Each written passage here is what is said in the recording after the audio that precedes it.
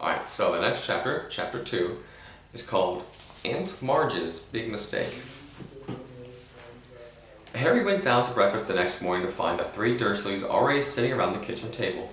They were watching a brand new television, a welcome home for the summer present for Dudley, who had been complaining loudly about the long walk between the fridge and the television in the living room. Dudley had spent most of his summer in the kitchen, his piggy little eyes fixed on the screen and his 5 chins wobbling as he ate continuously. Ugh. Harry sat down between Dudley and Uncle Vernon, a large beefy man with very little neck and a lot of mustache. Far from wishing Harry a happy birthday, none of the Dursleys made any sign that they had noticed Harry enter the room. But Harry was far too used to this to care. He helped himself to a piece of toast and then looked up at the reporter on the television, who was halfway through a report on an escaped convict. The public is warned that Black is armed and extremely dangerous. A special hotline has been set up for any sightings of Black should be reported immediately to them. No need to tell us he's no good, snorted Uncle Vernon, staring over the top of the newspaper at the prisoner. Look at the state of him, the filthy layabout. Look at his hair. He shot a nasty look sideways at Harry, whose untidy hair had always been a source of great annoyance to Uncle Vernon. Compared to the man on the television, however, whose gaunt face was surrounded by a matted elbow-length tangle, Harry felt very well groomed indeed. The reporter had reappeared.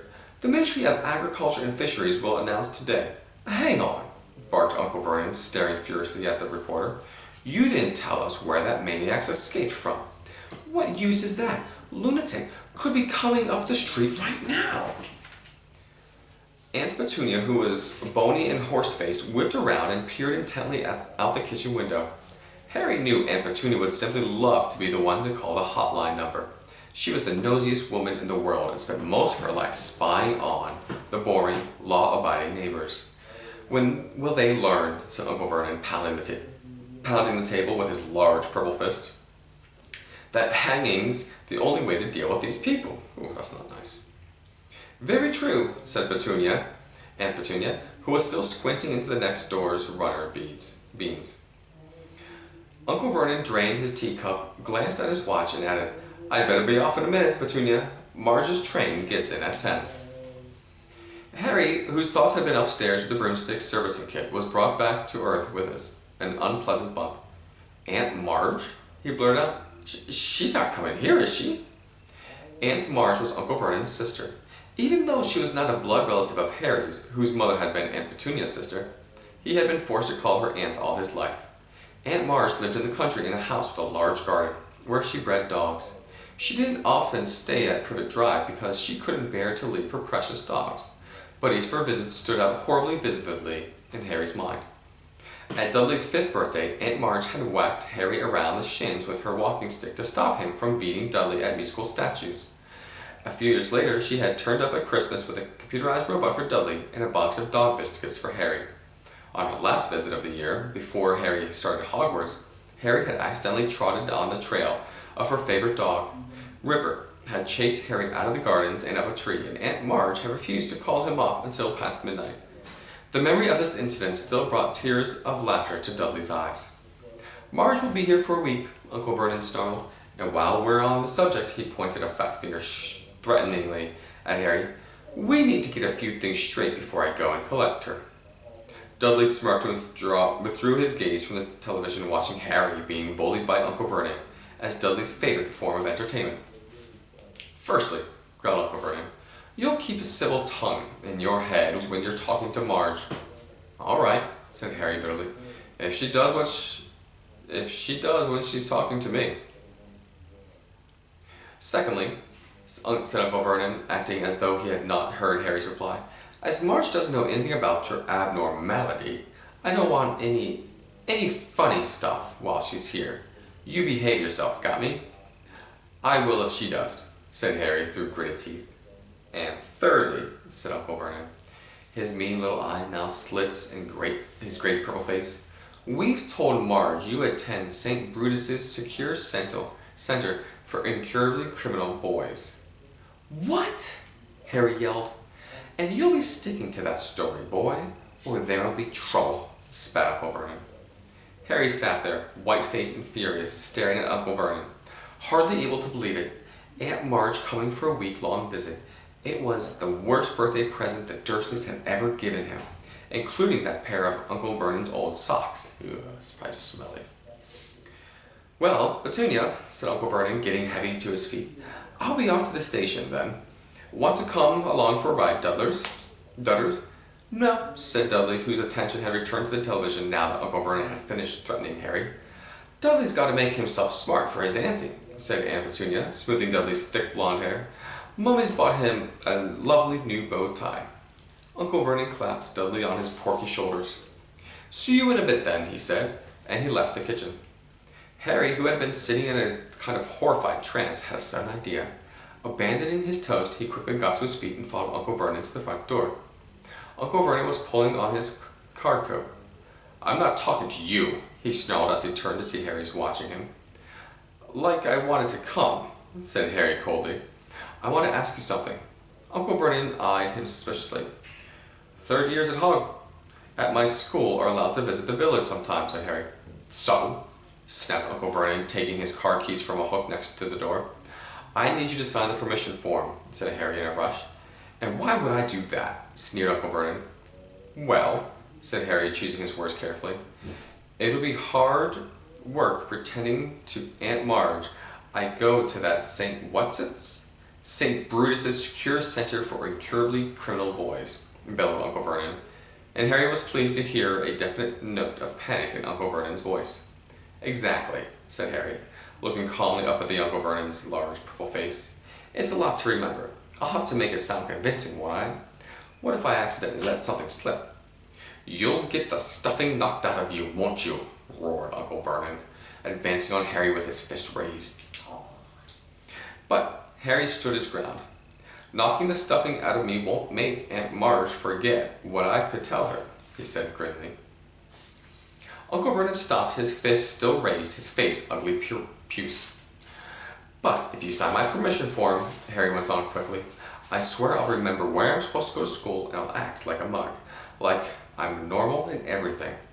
Harry could tell that Uncle Vernon was thinking it over, even if his teeth were bared and a vein was throbbing in his temple. Right, he snapped finally. I shall monitor your behavior carefully during Marge's visit. If at the end of it you've toed the line and kept us to the story, I'll sign your Rudy form.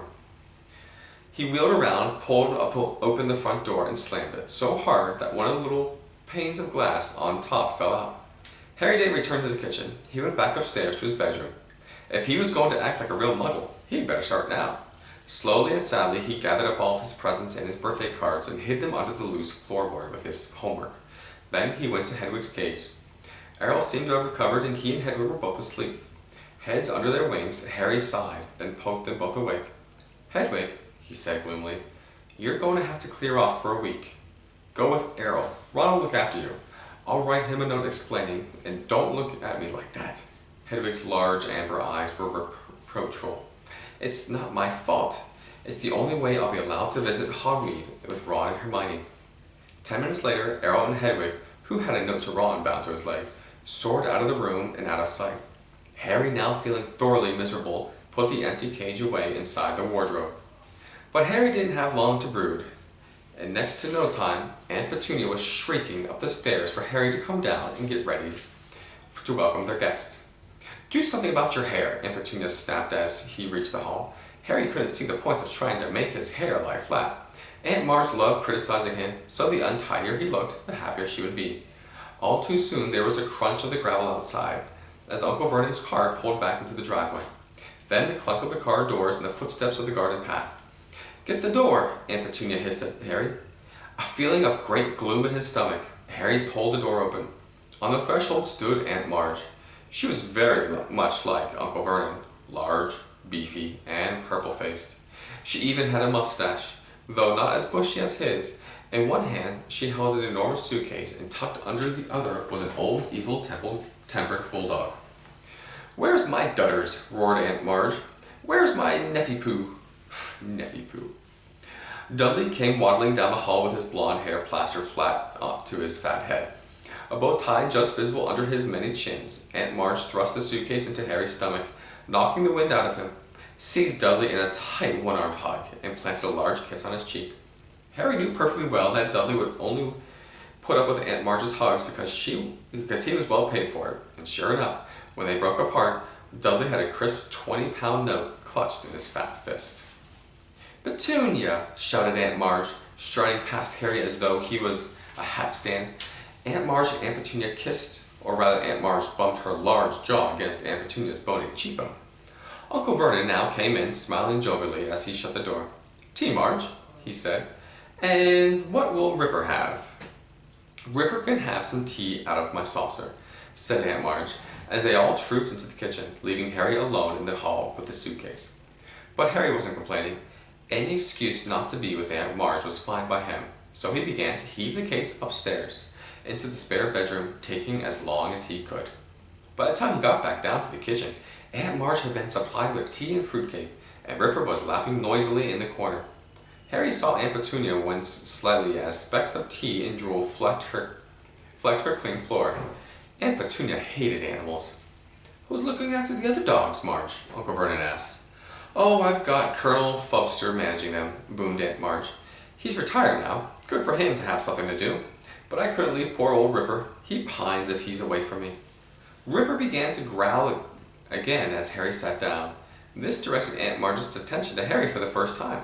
"So," she barked, "still here, are you?" "Yes," said Harry. "Don't you say yes in that ungrateful tone," Aunt Marge growled. "It's damn good of Vernon and Petunia to keep you. Wouldn't have done it myself. You'd have gone straight to an orphanage if you'd been dumped on my doorstep." Harry was bursting to say that he'd rather live in the orphanage than with the Dursleys, but he thought of the Hogsmeade form stopping him. He forced his face into a painful smile. "Don't you smirk at me," boomed Aunt Marge. "I can see you haven't improved since I last saw you. I hope school would knock some manners into you." She took a large gulp of tea, wiped her mustache, and said, "Where is it that you sent him again, Vernon?" "St. Brutus's," said Uncle Vernon promptly. "It's a first-rate institution for hopeless cases." "I see," said Aunt Marge. "Do they use the cane at St. Brutus's, boy?" She barked across the table. Uncle Vernon nodded curtly behind Aunt Marge's back. "Yes," said Harry. Then, feeling he might as well do the thing properly, he added, "all the time." "Excellent," said Aunt Marge. "I won't have this namby-pamby, wishy-washy nonsense about not hitting people who deserve it. A good thrashing is what's needed in 99 cases out of 100. Have you been beaten often?" "Oh, yeah," said Harry, "loads of times." Aunt Marge narrowed her eyes. "I still don't like your tone, boy," she said. "If you can speak of your beatings in that casual way, they clearly aren't hitting you hard enough. Petunia, I'd write if I were you. Make it clear that you approve the use of extreme force in this boy's case. She is not very nice at all." Perhaps Uncle Vernon was worried that Harry might forget their bargain. In any case, he changed the subject abruptly. "Heard the news this morning, Marge. What about that escaped prisoner, eh?" As Aunt Marge started to make herself at home, Harry caught himself thinking almost longingly of life at number 4 without her. Uncle Vernon and Aunt Petunia usually encouraged Harry to stay out of their way, which Harry was only too happy to do. Aunt Marge, on the other hand, wanted Harry under her eyes at all times, so that she could boom out suggestions for his improvement. She delighted in comparing Harry with Dudley, and took huge pleasure in buying Dudley expensive presents while glaring at Harry as though daring him to ask why he hadn't got a present too. She also kept throwing out dark hints about what made Harry such an unsatisfactory person. "You mustn't blame yourself for the way the boys turned out, Vernon," she said over lunch on the 3rd day. "If there's something rotten on the inside, there's nothing you can do about it." She's really mean. Harry tried to concentrate on his food, but his hands shook and his face was starting to burn with anger. "Remember the form," he told himself. "Think about Hogsmeade. Don't say anything. Don't rise." Aunt Marge reached for her glass of wine. "It's one of the basic rules of breeding," she said. "You see it all the time with dogs. If there's something wrong with the mom dog, there'll be something wrong with the pup." At that moment, the wine glass Aunt Marge was holding exploded in her hand. Shards of glass flew in every direction, and Aunt Marge sputtered and blinked, her great ruddy face dripping. "Marge!" squealed Aunt Petunia. "Marge, are you all right?" "Not to worry." grunted Aunt Marge, mopping her face with her napkin. Must have squeezed it too hard. Did the same thing at Colonel Fubster's the other day. No need to fuss, Petunia. I have a very firm grip. But Aunt Petunia and Uncle Vernon were both looking at Harry suspiciously, so he decided he better skip dessert and escape from the table as soon as he could. Outside in the hall, he leaned against the wall, breathing deeply. It had been a long time since he'd lost control and made something explode. He couldn't afford to let it happen again. The Hogsmeade Forum wasn't the only one thing at stake. If he carried on like that, he'd be in trouble with the Ministry of Magic. Harry was still an underage wizard, and he was forbidden by wizard law to do magic outside of school. His record wasn't exactly clean-slated. Clean either. Only last summer he'd gotten an official warning that had stated quite clearly that if the Ministry got wind of any more magic in Privet Drive, Harry would face expulsion from Hogwarts. He heard the Dursleys leaving the table and hurried upstairs out of the way. Harry got through the next 3 days by forcing himself to think about his handbook of do-it-yourself broom care whenever Aunt Marge started on him. This worked quite well, though. It seemed to give him a glazed look, because Aunt Marge started voicing the opinion that he was mentally subnormal. At long last, the final evening of Marge's stay arrived.